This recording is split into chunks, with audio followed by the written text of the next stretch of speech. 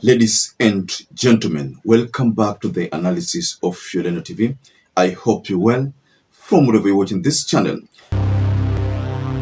Now, this story of KITHURE Kindiki and the slap has continued to receive massive reactions from so many people who are trying to seek for answers, but answers are not coming forth. We've seen so many people react on this matter, but the latest person whom I want us to talk about is Advocate WAHOME THUKU. Funny thing is, Advocate WAHOME THUKU's advice is a bit different from the other advices from other people. WAHOME THUKU is telling KITHURE Kindiki something here which I want us to go through.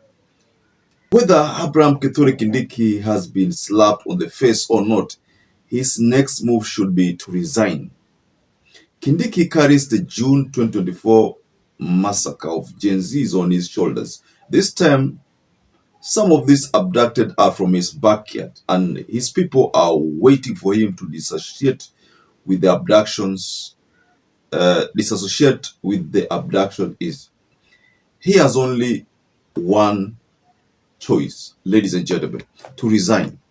I mean, what WAHOME THUKU has said, if you paid attention to some of the content of the video I shared when I was reacting to Dennis Itumbi's statement soon after Dennis Itumbi weighed in on this issue of slap. And in that video, I said that there is a big possibility that Abraham KITHURE Kindiki, the professor, is most likely facing a lot of pressure from his backyard, Tarakaniti, Embu. Most likely, that is what I could tell from that video. If you are very keen listening to the words there. Before we get further this analysis, ladies and gentlemen, I'd like to kindly ask you to please like this video. It's so important because that is the only way YouTube shares our content. And by the way, I don't take your likes for granted. They mean a lot to this channel. Subscribe to this channel if you are not subscribed before. And to existing subscribers, I want to continue thanking you so much because without you, this channel cannot grow. So thank you so much. This advice from WAHOME THUKU, who is allegedly a contestant in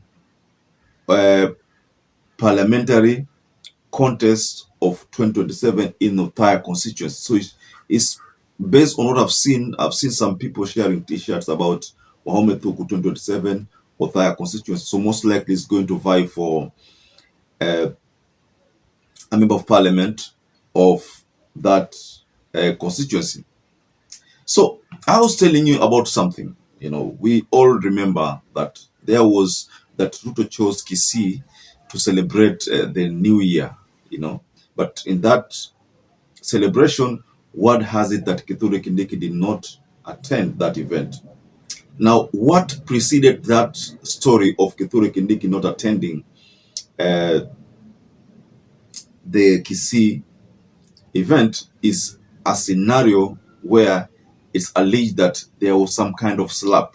So this issue of slap, you know, there's a common Swahili saying that lisemwalo lipo na kama lipo liko njiani. You see, nobody has come out clear to share photos or video of what could have happened about this slap. But the first person that shared a story about this was Maverick Aoko. Maverick Aoko shared a posting regarding this one.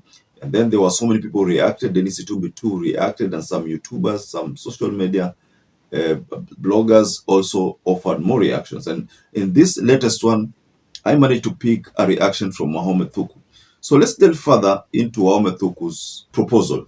He is proposing to KITHURE Kindiki to resign. You know, one thing that we need to agree on is that KITHURE Kindiki is a gentleman. Honestly, he is a gentleman and very humble, but there is little impact politically in Mount Kenya. The expectations from Ruto maybe would have been was that if he appointed KITHURE Kindiki, something was going to work to his advantage, but that has not worked. That's why we find that he had to reach out to Uhuru Muigai Kenyatta because he realized that he could have made a mistake kicking out Rigathi Gachagua and settling for KITHURE Kindiki, the prof, thinking that that would still change the tides and make him famous in Mount Kenya, but that worked to his disadvantage. Now, the stories of abductions in Mount Kenya have rocked Embu. Embu kuna mambo yamefanyika pale ambapo Kithure Kindiki lazima alaumiwe.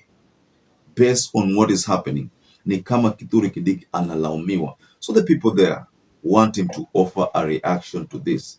He is most likely not happy. Just if you are very keen in the previous analysis I shared, it's not happy. Kithure Kindiki is not happy because anapata pressure. He is the local leader there, and again, he is a national leader. So he doubles up as a deputy president, but again, he still wants to become a kingpin in Embu, Tharaka Nithi, Meru region, those regions. But those are regions which have been worst affected. And that's what WAHOME THUKU is telling us. WAHOME THUKU is reminding us that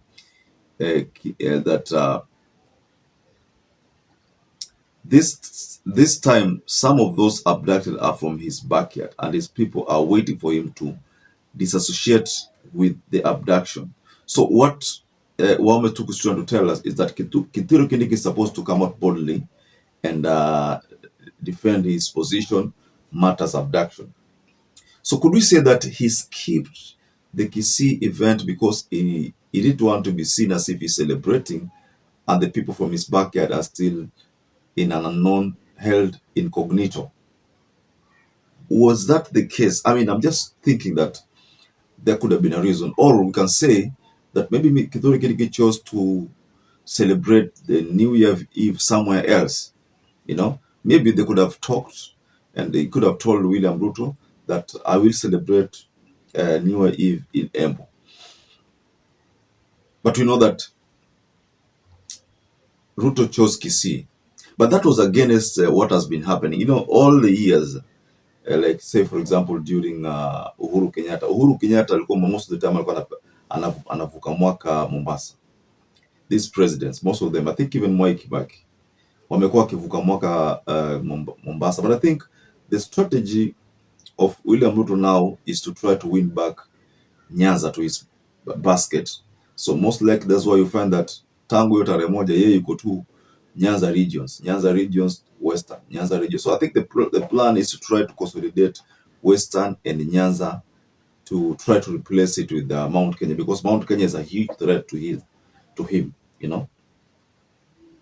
A huge threat in that zile numbers alipata pale most likely hatazipata. Kwa sababu ashajua kabisa hatazipata, ilimbidi ajiweke kule.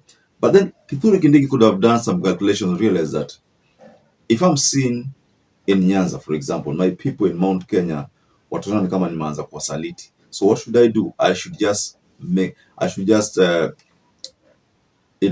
celebrate this New Year Eve in Mount Kenya. So most like that's why he was still alikuwa huko Tharaka Nithi. I think alipitisha mwaka Tharaka Nithi, if I'm not wrong. So back to WAHOME THUKU's advice. What do you have to say, ladies and gentlemen? If Kithure Kindiki is to resign, what political implication will that have on him? To me, I think that would be a terrible mistake. And that's just my opinion, ladies and gentlemen. It will be a terrible mistake because right now, Kindiki doesn't have a following. And Kindiki cannot vie for a governor position. Amekuwa deputy president, sasa awe governor ama awe senator. Most likely, after deputy president, ile ama anaweza kuwa ni president. Ama akuwe tu appointed kwa UN, those other positions. Lakini position yake sasa haiwezi kuwa mbunge, haiwezi kuwa MCA, haiwezi kuwa governor, haiwezi kuwa senate. No, anaweza kuwa, lakini atakuwa amejishukisha kihadhi. Na sasa pia haiwezi kuwa waziri tu, because amekuwa deputy president. So Kithure Kindiki resigning now will be like committing political suicide.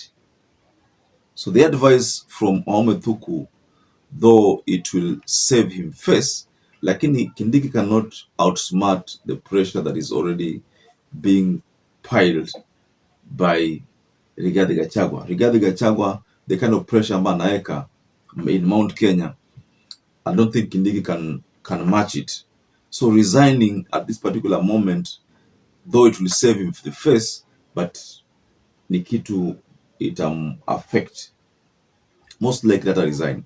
Second thing I think Kithure Kindiki cannot resign is because of the benefits. You know, if you serve for 2.5 years based on the according to the constitution, you're supposed to, they will assume as if you have served the full term. What happened with Rigathi Gachagua is that the kind of timing that was done there, ilikuwa ni kwamba Rigathi Gachagua asifikishe 2.5 years ndiye asipate benefit. So right now, if he is to benefit because amekuwa the former deputy president, then I think it will be at the mercy of William Ruto. Lakini constitutionally hawezi pata benefit kwa sababu hakufikisha 2.5 years. So if Kithure Kindiki goes up to 2027, atakuwa amefikisha ile muda na atapata benefit, atakuwa treated kama ameserve a full term. You know, that is what is going to happen, ladies and gentlemen. So in very few words, the advice from WAHOME THUKU is meant to break or make Kithure Kindiki.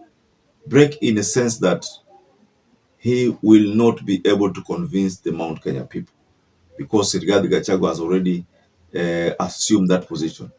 Make in that he shall have saved face so that if this government fails, yeye hatapata lawama nyingi, atakuwa ni kwamba mimi niligundua kuna shida nikatoka. You know, those are some of the possibilities, ladies and gentlemen. So I wanted to go below in the comment section and you can offer a reaction regarding this matter. So perhaps if you're watching this video and you've not subscribed, take 1 second and subscribe, like this video. Until you catch up again, stay safe and stay blessed.